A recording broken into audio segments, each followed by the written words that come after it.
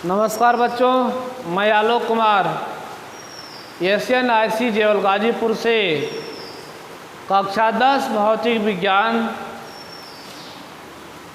का अध्याय प्रकाश का परावर्तन तथा अपवर्तन लेकर आपके सामने उपस्थित हूँ।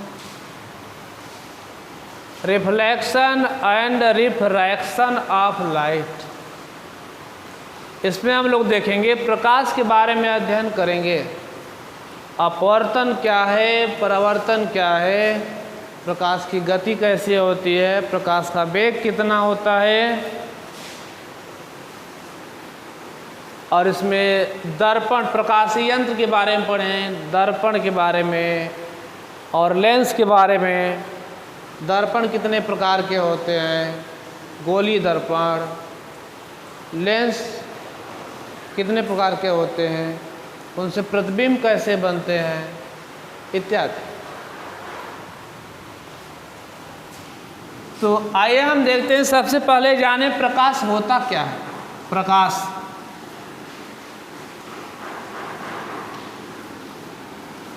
लाइट, व्हाट इज लाइट या what do you mean about light. आप प्रकाश के बारे में क्या जानते हैं या प्रकाश से आप क्या समझते हैं। देखिए प्रकाश क्या है, मैं आपको बता दूं। एक अंधेरा सा कमरा आप लोगों के घर है, यदि नहीं है तो उसको अंधेरा कर लीजिए, लाइट ऑफ करके उसमें जाएंगे तो उसमें पड़ी वस्तुएं आपको दिखाई नहीं देंगी। यदि आप किसी प्रकाश के साथ या लाइट ऑन करके जाते हैं या टॉर्च लेकर जाते हैं या चाहे जिस माध्यम से प्रकाश लेकर जाते हैं तो वे वस्तुएं आपको दिखाई देने लगती हैं। यानी वे वस्तुएं आपको किसकी सहायता से, उस टॉर्च की सहायता से, बल्ब की सहायता से दिखाई दे, वही प्रकाश है। या कह सकते हैं जिसकी सहायता से हमें वस्तुएं दिखाई देती हैं उन्हीं को प्रकाश कहते हैं। जिसकी सहायता से हमें वस्तुएं दिखाई देती हैं उन्हीं को क्या कहते हैं, प्रकाश। या प्रकाश एक प्रकार की ऊर्जा है जो हमारे ज्ञानेंद्रिय को संवेदित करते हैं। प्रकाश की चाल 3 गुणे 10⁸ मीटर प्रति सेकेंड होती है। यह ध्वनि से ज़्यादा होती है। अब देखिए आपको मैं बता दूं, ये बरसात वाले दिनों में जब आकाश में बादलों की टक्कर होती है तो उस समय टक्कर हुई तो ध्वनि उत्पन्न हुई, और ध्वनि के साथ ही जो है प्रकाश उत्पन्न होता है। तो पहले हमें पृथ्वी पर या धरातल पर प्रकाश दिखाई देता, कहते हैं कि बिजली चमकी है। दोनों वहाँ से साथ चलते हैं, लेकिन ध्वनि का वेग कम होने की वजह से, अर्थात प्रकाश का वेग तेज होता है ध्वनि की वेग से, इसलिए वह जल्दी आ जाता है, और ध्वनि का वेग प्रकाश की अपेक्षा धीरे होता है, इसलिए वह बाद में आता है। आइए प्रकाश के बारे में। तो यह होता है प्रकाश, अर्थात जिसकी सहायता से हमें वस्तुएं दिखाई देती हैं उन्हें क्या कहते हैं भाई, प्रकाश कहा जाता है। अब यह देखा जाए, आगे पढ़ेंगे आप प्रकाश किरणों की पारस्परिक अनिर्भरता। प्रकाश किरणों की पारस्परिक अनिर्भरता, यानी कि 2 प्रकाश किरणें हैं, कई प्रकाश किरणें एक दूसरे पर निर्भर नहीं होती हैं और स्वतंत्र होती हैं। जैसे मैं आपको बता दूं, अनिर्भरता, निर्भरता। एक मैं स्रोत लिया, प्रकाश स्रोत है S1 और दूसरा S2 ले लिया। यहाँ पर एक छिद्र आपका है और यहाँ मैं एक पर्दा लगा दिया हूँ। यहाँ से प्रकाश किरणें सारे चली आपकी और यहाँ से होते हुए ऐसे आ, और यहाँ से प्रकाश किरणें चलने के बाद यहाँ, यह आपका L1 स्थिति है, L2 स्थिति है, और यहाँ मान लिया जाए छिद्र है, यस मान यह प्रकाश स्रोत है, यह भी प्रकाश स्रोत है। यहाँ से प्रकाश किरण इस छिद्र से होती हुई इस पर्दे L1 पर पड़ रही है और यहाँ पर निकलती हुई L2 पर पड़ रही है। अगर हम S1 को बुझा दें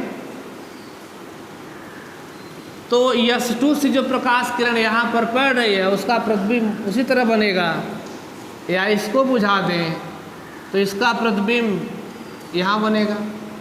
अर्थात S1 S2 को जलने दें या बुझा दें, इनसे जो प्रतिबिंब बन रहे हैं यहाँ पर, इसमें कोई अंतर नहीं आएगा।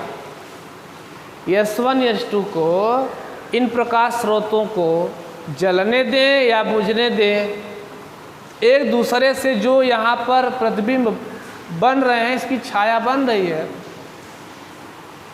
उसमें कोई अंतर नहीं पड़ेगा। अर्थात ये कह सकते हैं यह एक दूसरे पर निर्भर नहीं है, अनिर्भर है। इसी को प्रकाश किरणों का अनिर्भरता कहते हैं। आगे हम देखेंगे, एक प्रकाश देख लिया हमने और आगे देखेंगे प्रकाश का परावर्तन क्या होता है। प्रकाश का परावर्तन,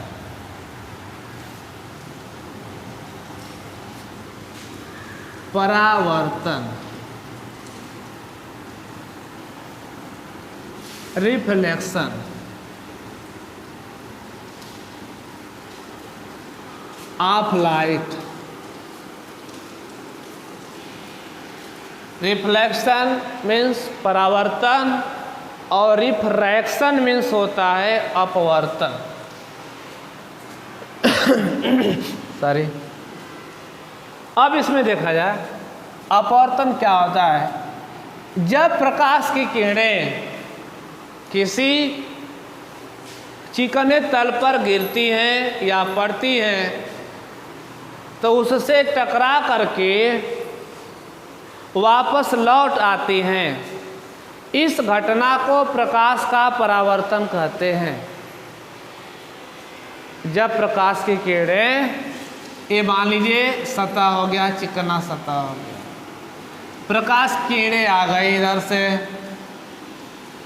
यहाँ पर गिरी और टकरा करके वापस आ गई, उस पार नहीं गई, टकरा करके वापस चली आई है, तो इसको ही क्या कहेंगे, प्रकाश का परावर्तन। परावर्तन मतलब लौट आना पुनः, यहाँ टक्कर हुई और टक्कर के बाद पुनः लौट आई।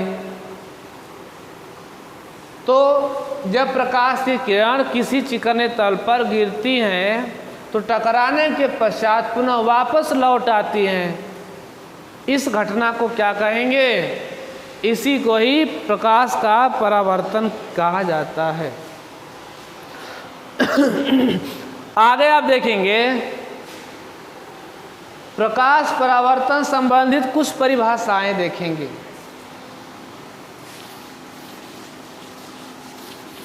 प्रकाश परावर्तन संबंधित कुछ परिभाषाएं।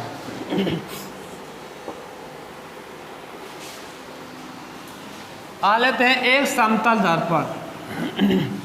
समतल दर्पण है, ये देखिए कांच है, एक तरफ पेंट कर लिया गया, दर्पण बन गया। यह इस पर अभिलंब है और यह प्रकाश आपतित प्रकाश है और यह आपका है परावर्तित प्रकाश। आपतित प्रकाश, आपतित,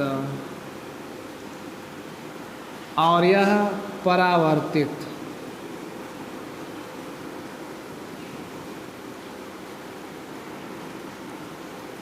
परावर्तित प्रकाश, परावर्तित किरण कर लो बाबू, किरण और आपतित किरण, और इसको अभिलंब कहते हैं, अभिलंब। मान लीजिए यह ए, यहाँ पर बी पॉइंट ले लिया जाए और यह सी, यानी ए बी जो है आपतित किरण है और बी सी जो है परावर्तित किरण है, और यह आपका पॉइंट बी, यहाँ पर यह ले लो नाम इसका। यहाँ से इस कोण और यह एक कोण है, इसको आपतन कोण कहते हैं। इस कोण को कौन सा कोण? आपतन कोण, आपतन कोण, और यह परावर्तन कोण है।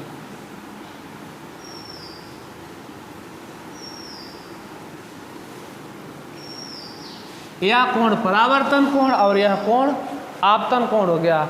और यह आपका क्या है? दर्पण। यह दर्पण हमें M1 और M2 दिखा दिया जाए, M1 M2। अब इसमें यह देखा जाए परावर्तन संबंधित कुछ परिभाषाएं देखेंगे। हम जानेंगे आपतित किरण क्या होती है और परावर्तित किरण क्या होती है, आपतन कोण क्या होते हैं, अभिलंब क्या होते हैं, और आपका यह आपतन बिंदु, यह बिंदु जो होता है इसको आपतन बिंदु कहते हैं, आपतन बिंदु, आपतन।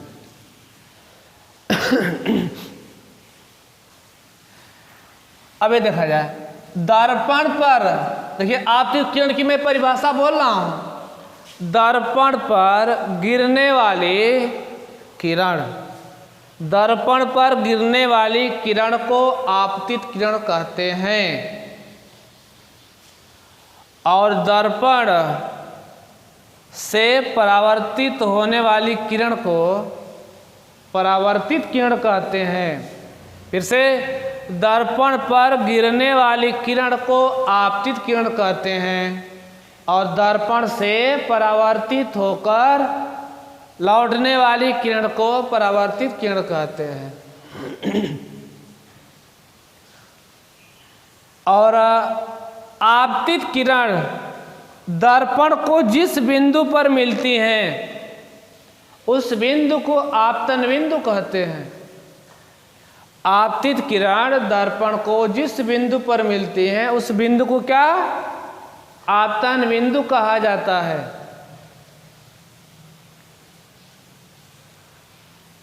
और इस आपतन बिंदु पर लंबवत रेखा को अभिलंब कहा जाता है।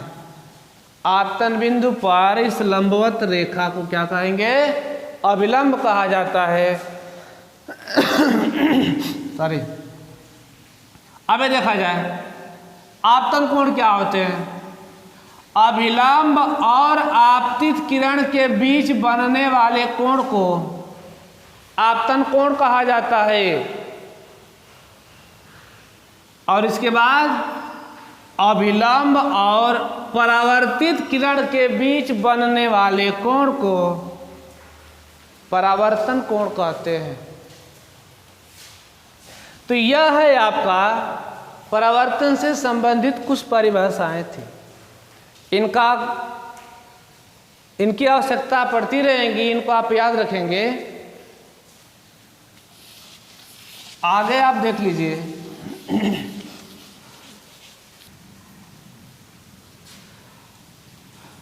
देखा जाए परावर्तन के नियम, परावर्तन के दो नियम होते हैं। पहला नियम, परावर्तन के दो नियम होते हैं। पहला नियम है आपतित किरण आपतन बिंदु पर अभिलंब और परावर्तित किरण तीनों एक ही तल में होते हैं। आपतित किरण आपतन बिंदु पर अभिलंब तथा परावर्तित किरण तीनों एक ही तल में स्थित होते हैं। और दूसरा नियम,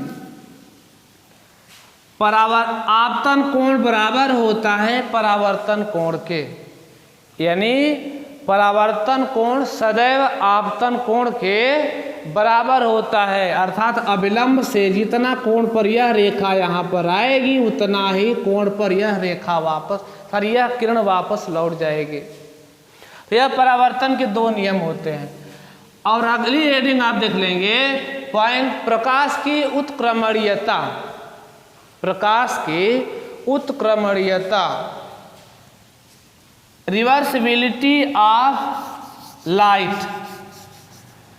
उत्क्रमणीयता क्या होती है? क्रमणीयता,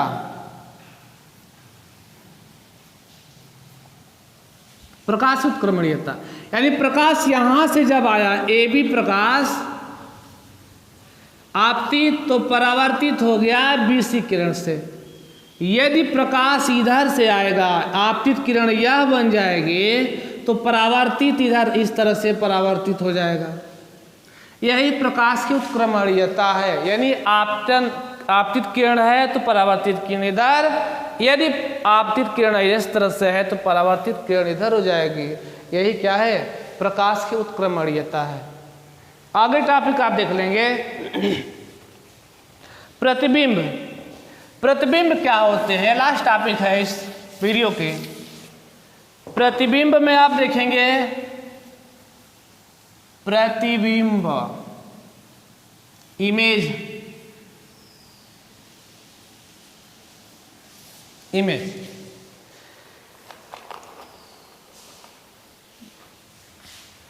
देखिए जब हम दर्पण में, भाई आप देखते हैं दर्पण, जो समतल दर्पण, जैसे आप बाल संवारते हैं, हाँ मेरे बाल पर ना जाइए आप, हमें तो संवारे बहुत कितना दिन हुआ। जब आप दर्पण में, दर्पण के सामने किसी वस्तु को रखते हैं तो उसमें उसकी छाया बन जाती है, उसी को प्रतिबिंब कहेंगे। जब दर्पण के सामने किसी वस्तु को रखते हैं तो वस्तु की आकृति उस दर्पण में बन जाती है, उसी को क्या कहते हैं? प्रतिबिंब कहेंगे। प्रतिबिंब दो तरह के होते हैं। पहला वास्तविक प्रतिबिंब, वास्तविक प्रतिबिंब, और दूसरा आभासी प्रतिबिंब। प्रतिबिंब किसे कहते हैं? जब दर्पण के सामने किसी वस्तु को रखते हैं तो उसकी आकृति उस दर्पण में बन जाती है, उसे ही प्रतिबिंब कहा जाता है। प्रतिबिंब दो तरह के, वास्तविक प्रतिबिंब और आभासी प्रतिबिंब। वास्तविक प्रतिबिंब होते हैं कि वस्तु से चलने वाली प्रकाश किरण पीछे बढ़ाने पर यदि वास्तव में मिलती है तो इसे वास्तविक प्रतिबिंब कहते हैं। यदि वस्तु से चलने वाली प्रकाश किरण पीछे बढ़ाने पर मिलती हुई प्रतीत हो, वास्तव में नहीं, मिलती हुई आभास हो, तो उसे, इस प्रकार से जो प्रतिबिंब बनता है उसे आभासी प्रतिबिंब कहते हैं। वास्तविक प्रतिबिंब में क्या आपने देखा? किस वस्तु से चलने वाली प्रकाश किरण परावर्तन के पश्चात किसी बिंदु पर यदि वास्तव में मिलती है तो उसे वास्तविक प्रतिबिंब। यदि परावर्तन के पश्चात वास्तव में नहीं मिलती है, मिलती हुई आभास हो, तो उस प्रतिबिंब को, उससे जो प्रतिबिंब बनता है उसे कौन सा प्रतिबिंब? आभासी प्रतिबिंब कहते हैं। तो अब देखिए प्रतिबिंब यानी वस्तु कोई कैसे दिखाई देती है मैं बताता हूं। हमें आंख से वस्तु नहीं दिखाई देती है। देखिए वस्तु को दिखाई देने के लिए प्रकाश स्रोत की आवश्यकता पड़ेगी, श्योर सी बात है। अब आप चाहो कि ये हमें मोबाइल दिखाई दे रही है, मान लीजिए आपका डस्टर ये दिखाई दे रहा है, हमारी आंख से नहीं डस्टर दिखाई दे रहा है। होता क्या है इस पर प्रकाश चाहे जहाँ से पड़ रहा हो, उस प्रकाश स्रोत से प्रकाश की किरण इस डस्टर पर पड़ रही है। मान लीजिए सूर्य से पड़ रही है या लाइट से पड़ रही है, तो प्रकाश स्रोत से प्रकाश की किरण इस डस्टर पर पड़ रही है और डस्टर से परावर्तित होकर, मतलब टकरा करके उसका परावर्तन हो रहा है, तब हमारी आँख पर पड़ रही है। तब यह वस्तु हमको, यानी यह डस्टर हमको दिखाई दे रहा है। चाहे जो भी वस्तु दिखाई दे, तो प्रकाश स्रोत से, मान लीजिए आपको यहाँ पर एक गाय दिखाई दे रही है, तो गाय नहीं, उस प्रकाश स्रोत से, जो भी प्रकाश स्रोत हो, उससे प्रकाश किरण गाय पर पड़ रही है और गाय से परावर्तित होकर हमारी आंखों पर पड़ती है, तब हमें वह गाय दिखाई देती है। इस वीडियो में आज के लिए इतना, शेष बाद में। तब तक के लिए नमस्कार।